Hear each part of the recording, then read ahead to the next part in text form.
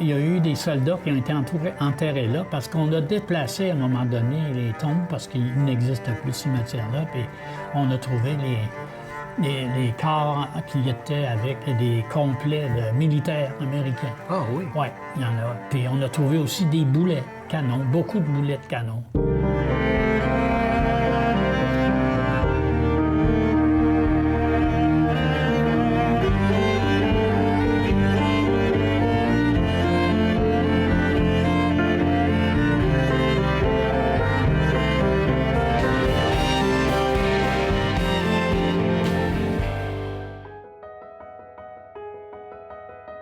Le Québec a développé une expertise solide dans la construction des grands barrages. C'est bien connu.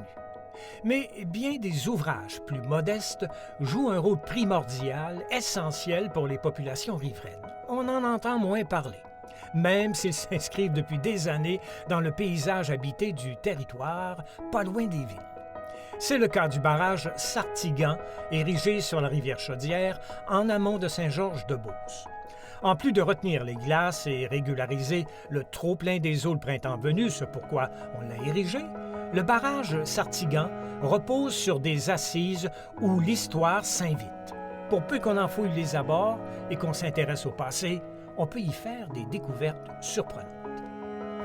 Sartigan, c'est le nom d'un barrage. C'est le nom que donnaient aussi les Premières Nations, les Abénaquis, à la rivière, à la région, en quelque sorte. C'est le nom qu'on a donné aussi à la Société d'histoire de Saint-Georges-de-Beauce, dont mon invité est membre, un membre très actif, Pierre Morin. Bonjour. Bonjour. Merci de nous parler cette fois-ci du barrage Sartigan. Tout d'abord, est-ce que vous avez été témoin de la construction de ce barrage-là? Oui. On va commencer par le barrage, puis il y a tout l'aspect historique qui viendra après. Je n'ai plus 20 ans, oui, j'ai connu. Et mon frère a travaillé à la construction du barrage. Oui, OK. Un de mes frères. La question qu'on se pose d'entrée de jeu, c'est, évidemment, il y a des inondations il y avait des inondations plus graves encore, mais il y en a encore toujours, que ce soit à Sainte-Marie, que ce soit à Saint-Georges-de-Beauce ou en fait à Beauceville. Mais pourquoi le barrage a-t-il été érigé ici plutôt qu'ailleurs? Bien, la rivière Chaudière coule vers le nord, c'est-à-dire vers Québec. Oui.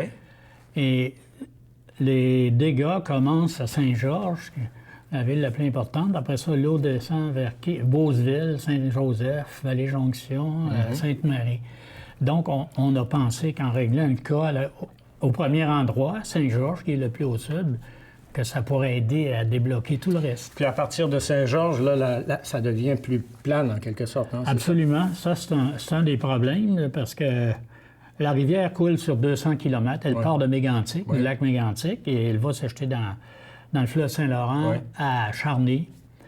Mais c'est évident que le débit de l'eau, plus la pente est forte, évidemment, ça passe plus facilement. Oui. Et nous, à Saint-Georges, on est chanceux parce que jusque chez nous, le débit est assez bon. OK. Mais à partir de Saint-Georges, par la suite, vers Laval, vers Beauceville, ça commence, c'est beaucoup plus plat, puis c'est plus plat beaucoup jusqu'à Scott, qui est au-delà de Sainte-Marie. Ouais. Et ça, c'est le gros problème, parce que l'eau, au printemps, il y a une crue des eaux à chaque printemps. Là, la neige fond au mois de mars, la chaleur arrive. Alors, l'eau descend et ça va taire très vite et ça se ramasse dans la rivière Chaudière. Voilà. L'eau gonfle et il faut que ça coule vite. Et si ça ne descend pas assez vite, bien, ça continue de gonfler. C'est ce qui fait les inondations. Oui, et puis on en a eu une grosse en 2019 encore récemment. On l'a vu à Sainte-Marie avec tous les dégâts. Et nous, on est chanceux. À Saint-Georges, il y a eu des mesures qui ont été prises pour régler le problème. Mais à Beauceville et Sainte-Marie, c'est là que la dénivellation est pas assez forte. Mais coudonc, on a construit un barrage pour éviter ces problèmes-là, puis c'est pas réglé. Ça n'a pas réglé totalement le problème. Ça l'a réglé, je dirais, grandement à Saint-Georges parce qu'on n'a eu qu'une seule inondation importante depuis ce temps-là, en 1986. Mais à part de ça, ça va beaucoup mieux. Il y a eu des mesures qui ont été prises, on pourra en parler, dont le barrage, qui a été vraiment efficace. Bon, là, M. Morin, le barrage devant nous, hein, on se rend compte, c'est pas une rivière qui est toujours calme. C'est une fausse impression quand on pense à la rivière Chaudière, qu'elle coule tout doucement. On se rend compte quand même qu'il y a une puissance ici là, qui est retenue en quelque sorte. Là. C'est exact. Ici, il y a des routes des deux côtés de la rivière. Il y a des routes tout le long. Ça a l'air calme, belle rivière. Oui. Mais il y en a de l'eau qui coule ici. Là. On a une bonne idée. Il y a aussi, pour ce qui est du barrage, on voit des photos parfois. On n'a pas l'idée de la grandeur, mais on voit ici, en comparant, il y a des hommes qui travaillent. Là. Il y en a sur 3 étages différents. Alors, on voit que c'est quand même un gros ouvrage. Oui. C'est un vrai gros barrage. Si on revient au barrage, à l'ouvrage de retenue, là, c'est vous qui disiez qu'en 2006, là, il y a eu vraiment un coup d'eau épouvantable, puis que le barrage n'a pas réussi à contrer là, la masse d'eau. C'est venu par... Ils ont craint Ils ont été obligés d'évacuer des maisons parce que... Qu'est-ce qui se passait? En fait, l'eau montait tellement, il ne suffisait pas à l'évacuer. Alors, ça montait de chaque côté, puis ça s'apprêtait. Ils ont été obligés de faire venir des voyages de gravier pour consolider les abords. Donc, d'urgence à chaque bout pour empêcher, parce que si ça commence à se miner de chaque bord, là, le barrage il est en péril. Alors, premièrement, on a fait ça, puis depuis ce temps-là, on l'a solidifié. C'est plus le même barrage qu'à l'origine. C'est un barrage 2 fois plus grand qu'en 1967. Oui.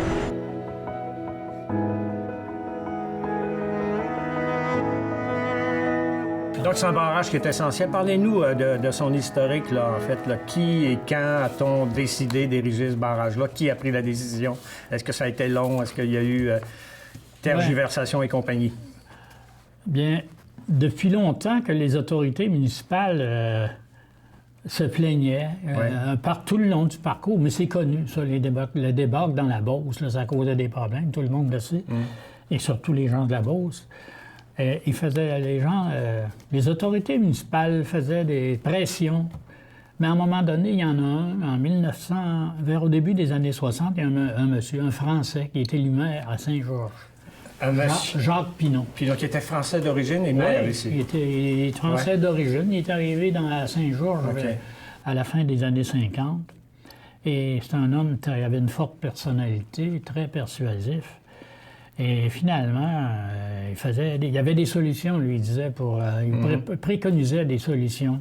On est à l'époque du gouvernement de Jean Lesage, à ce moment-là? Absolument. Puis il n'y a pas un René Lévesque dans les parages? On parle de barrage, ça. Alors, à un moment donné, il a eu l'occasion de rencontrer René Lévesque. Moi, je me souviens, j'étais étudiant, puis notre association avait fait venir René Lévesque. Puis c'est moi qui l'avais attendu dehors. Il y avait eu 2 heures de retard. Puis, mais le monsieur Pinon avait préparé un rapport, et on a une photo de ça, où M. Pinon remet un rapport à René Lévesque. Et René Lévesque avait beaucoup apprécié M. Pinon. Les explications de Oui, M. Pinon était très convaincant, très articulé. Alors, il a fait un rapport qui préconisait 3 choses. Un barrage, 2, l'enlèvement de l'île. Il y avait une grosse île au centre-ville de Saint-Georges qui bloquait les glaces. Et 3, un mur de soutènement du côté est, là où sont tous les commerces qui faisaient inonder à chaque année. Il a proposé de faire un genre de quai en béton tout le long. Mais tout ça s'est réalisé pour d'un coup, là, finalement? Oui, c'est extraordinaire parce que... On peut le voir maintenant, là, avec la promenade, c'est vraiment bien aménagé. Là. Alors, René Lévesque, c'était une question de financement. Hein? Alors, il a convaincu René Lévesque, qui était un ministre important, une richesse naturelle, en 1963. On sait qu'il a fait la nationalisation de l'électricité.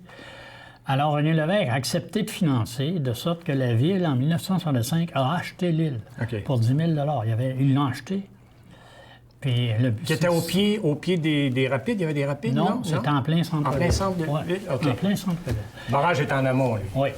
Puis là, alors, ça a été la première chose qu'ils ont fait. Donc, en 65, les budgets ont été votés et acceptés par les autorités gouvernementales provinciales.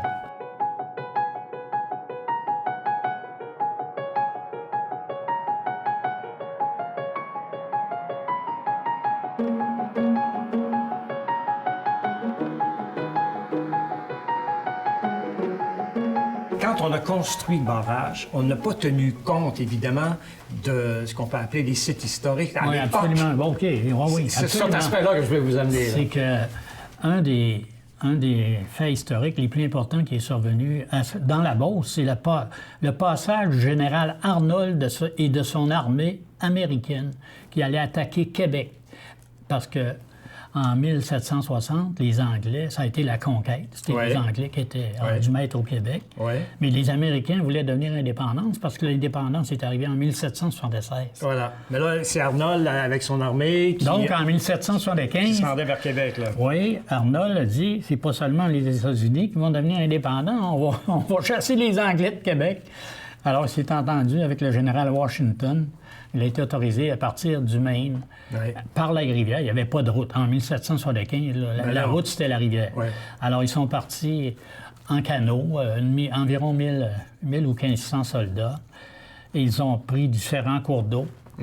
Puis, mais ils ont trouvé la vie dure. Ils ne pensaient pas, ils ne réalisaient pas à quel point c'était une aventure difficile. Si je me souviens de mes cours d'histoire, il y avait l'armée d'Arnold, Bénédicte Arnold, qui a emprunté la rivière Chaudière pour se rendre à Québec. Puis du côté de la rivière Richelieu, c'était Montgomery, lui, qui s'en allait vers Montréal. Absolument. Lui, il a réussi à prendre Montréal, Montgomery, mais notre ami Bénédicte, malgré l'aide des Beaucerons, parce qu'il a été aidé par les Beaucerons, il a pu se rendre à Québec, mais il n'a pas gagné la bataille.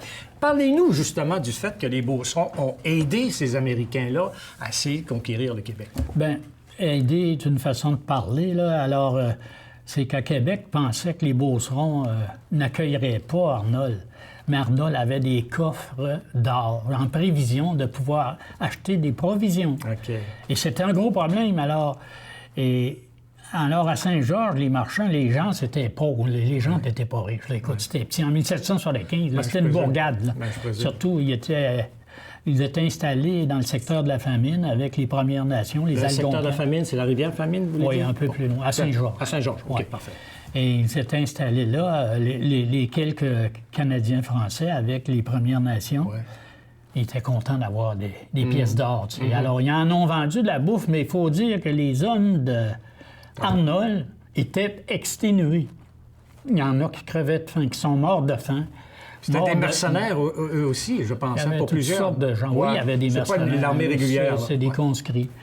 Et ils crevaient de faim. Alors, ils mouraient de faim et de froid. Et ils étaient épuisés. Donc, il y en a qui sont décédés. Et quand on a creusé, il y avait un cimetière, cemetery en anglais, là, il y avait un mur où c'était écrit cemetery. À proximité du barrage. Oui.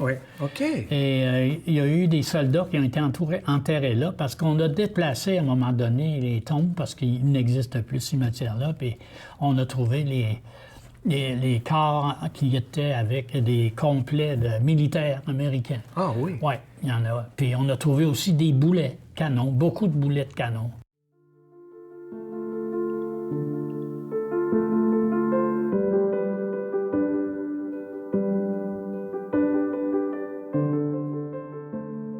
M. Thibodeau, M. Morin, vous connaissez, vous n'êtes pas des étrangers. Non, on est des amis d'enfance. On se connaît depuis longtemps. On a été élevés tous les deux à Saint-Georges. Vous êtes passionnés d'histoire tous les deux? Oui, c'est ça? Oui, absolument. Puis Yvon, il y a un lien spécial, lui, avec qui? Le barrage Chartigan. Avec le barrage, lequel? Oui. Montre ça, là. Moi, je venais souvent ici.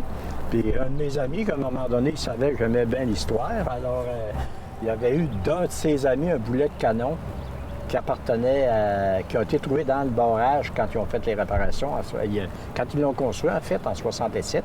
Oui. Et puis, il y a un monsieur pas loin, là, tous les soirs, lui, il venait vérifier les travaux, tout ça, puis il avait trouvé une dizaine de boulets de canon. Puis mon ami, lui, il savait que j'aimais ça, alors il me l'a donné en cadeau. Pendant donc qu'on construisait le barrage, lui il en profitait pour fouiller, dans le fond, le secteur, puis il a découvert comme ça, par hasard, des objets se rapportant évidemment à l'invasion, à la tentative d'invasion des Américains, là, quand ils étaient ici, l'armée d'Arnold. Là. Oui, parce qu'eux autres, c'est sûr que les canaux avaient chaviré. Hein, avec les années, les boulets, les débarques, tout ça, la crue de la rivière, les boulets se sont ramassés ici.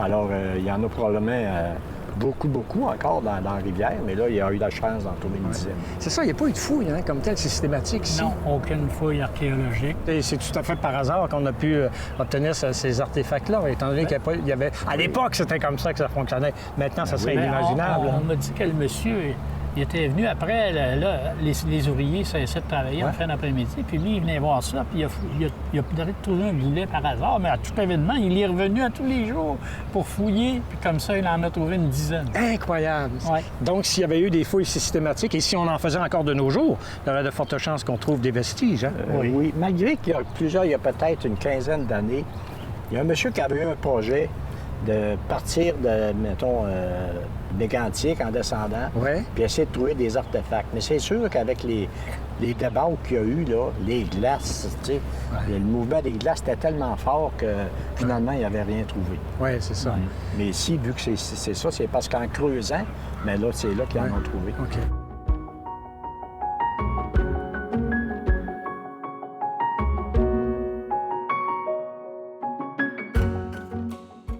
Parlez-nous du boulet, là. Parce qu'il pèse 1,8 kg, ce qui est presque 4 livres. Et puis moi, à un moment donné, j'avais été... Il y a des gens qui disaient, mais ça se peut pas, voyons, tu sais, il est habitué de voir les canons en face du Château-Frontenac. Des gros boulets. Ouais. Mais là, à un moment donné, moi, j'aime ça aller dans le Vieux-Québec, puis il y avait les gens de Parc Canada. Je leur avais demandé, il dit... Arnold, quand il a descendu, il y avait-tu des canons? Ben oui, on dit, ils appelaient ça des canons de campagne. Ah, voilà. Ça fait que les boulets étaient ce grosseur-là, parce que des gros canons. C'est pas de grosses embarcations non ça, plus, exact, hein? Exact. Ouais. Il y avait long, là, et on fait des centaines de kilomètres, les autres, là. C'était pas facile. Mais messieurs, la question qui tue, c'est, dans le fond, vous avez trouvé... Il y a des boulets ici, c'est-tu parce qu'il y a une bataille ici? Qu'est-ce qu'on peut conclure? C'est ceux qui descendaient, puis ils allaient affronter les Anglais à Québec. À Québec, c'est les Américains qui voulaient faire l'indépendance de l'Angleterre et se débarrasser des Anglais. Oui, je comprends. Mais pourquoi il y a des boulets ici? Peut-être c'est parce qu'il y a des embarcations qui ont coulé. Des embarcations chavirées. Oui, c'est ça. Exact. Okay. Près de le ruisseau Stafford, là, il y a beaucoup de... Comment dirais ça? De remous? Des chutes. Des chutes, c'est encore plus fort. Si on veut, du rock. Puis là, c'est là qu'ils ont perdu beaucoup de monde. Okay. Ça fait que tout s'est ramassé ici. Puis c'est quand même pesant. Là. Ça fait qu'avec les années, bien là, ça a descendu. Ben oui. Puis si je ne sais pas pour quelle raison, il y en a eu plus ici. Mais probablement, comme je disais, s'ils creuseraient, mais là, ça serait tout un travail. Là. Ça prendrait de l'équipement, des sonores, puis tout ça. Oui, tout à fait. Mais il n'y a rien d'impossible, hein? Non. Et pour revenir au boulet, même moi, il y a quelqu'un qui m'avait dit que les soldats d'Arnold, il y a bien des fois qu'ils transportaient même pas... Il y avait l'armature du canon, mais il n'y avait pas l'armature de bois. Là, il arrêtait les agriculteurs puis ils disaient, regarde, tu vas nous faire... Il y avait des plans, tu vas nous faire l'armature de bois. Fait qu'au lieu de transporter ça tout le long, là, ça veut dire qu'il y a peut-être des beaucerons qui ont fabriqué ce type d'armement-là et puis qui ont contribué, non pas à la prise de Québec, parce qu'Arnold, il n'a pas réussi son plan. Mais ils ont été aidés par les beaucerons. Bien, c'est un peu ça. Dans quelle mesure, justement, les beaucerons ont aidé les troupes américaines? C'est indirectement, en leur fournissant de la nourriture, en les logeant, en les approvisionnant en nourriture, parce qu'ils étaient affamés, ils étaient exténués. Il y en a qui sont morts de faim et de froid, d'épuisement.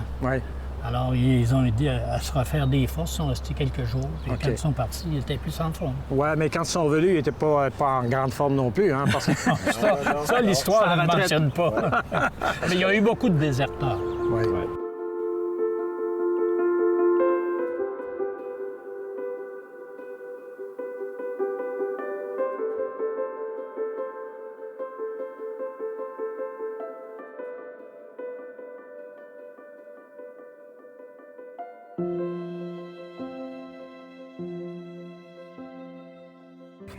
C'est toujours un spectacle assez impressionnant quand on assiste à ça, je présume, puis d'autant quand on se sent menacé. Est-ce que vous avez senti ça, vous, à un moment donné? Oui. En 1986, je suis allé travailler. Mon bureau était sur la Première Avenue. Et je suis allé pour aller travailler. J'ai pas pu me rendre à mon bureau. L'eau avait envahi toute la Première Avenue. Alors, ça a été la dernière grosse débâcle à Saint-Georges. Et tous les commerces de la Première Avenue ont été atteints. Tous les sous-sols ont été remplis d'eau.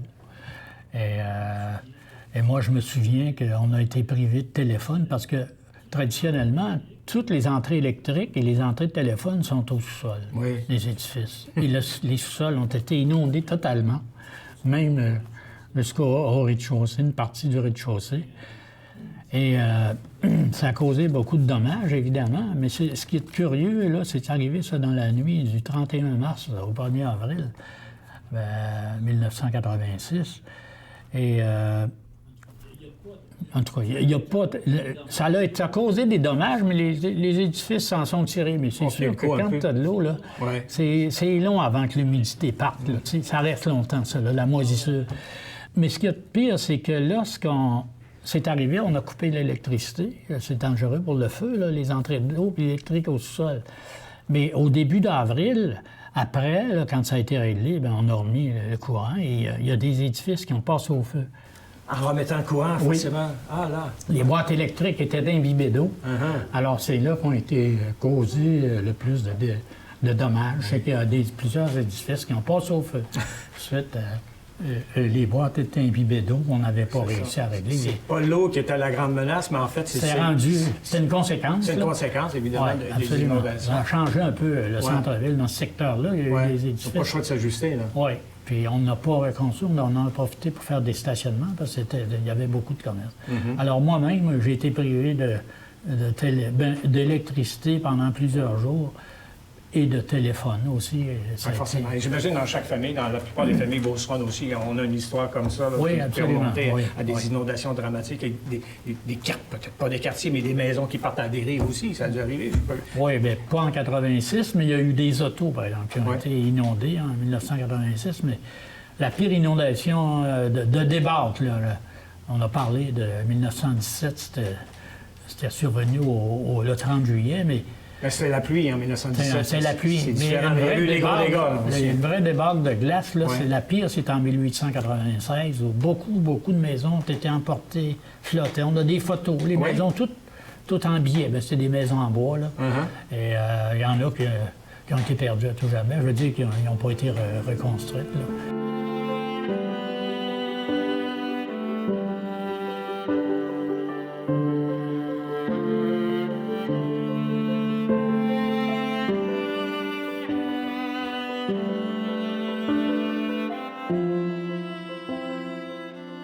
Je m'en voudrais de ne pas vous poser la question. On l'a posée à M. Morin plus tôt. Vous, est-ce que vous avez subi les assauts de la rivière Chaudière? Est-ce que vous avez vécu des moments dramatiques à cause, justement, des débordements de cette rivière, des humeurs de la rivière? Non, parce que moi, je demeure dans le secteur ouest. Puis, si nous autres, on serait inondés, il n'y aurait plus personne dans le secteur est. Sauf que mon père travaillait dans le temps Catelier Radio-Télévision. Puis eux autres, ils étaient construits quasiment dans la rivière. Ah, mon Dieu. Ça fait que... Ce qui est comique, c'est que mon père, là... À tous les printemps, mon père partait avec une chaudière de briques. Il allait dans le milieu de la rivière. Sur la glace. Puis là, il y avait une espèce de pieu. Ouais. Puis là, il y avait une corde. Puis là, ça passait au-dessus dans le temps, la première avenue, là, c'était... OK. Là, ça rentrait dans le magasin. Dans la vitrine du magasin, il y avait une grosse horloge qui était branchée.